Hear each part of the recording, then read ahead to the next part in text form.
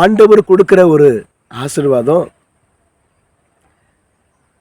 எப்படி தான் இருக்குது சொல்லட்டுங்களா உங்களுக்கு? வேதத்தில் நீதிமொழிகள் 10ஆம் அதிகாரம் 22ஆம் வசனத்தை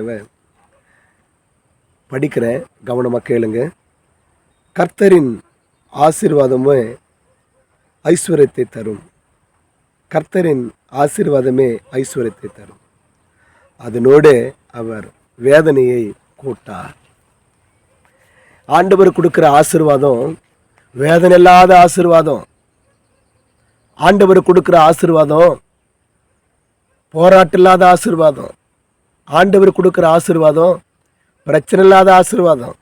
ஆமென், ஹல்லேலூயா. கொஞ்சம் யோசிச்சு பார்த்தேன்னா உனக்கு நல்லா புரியும்.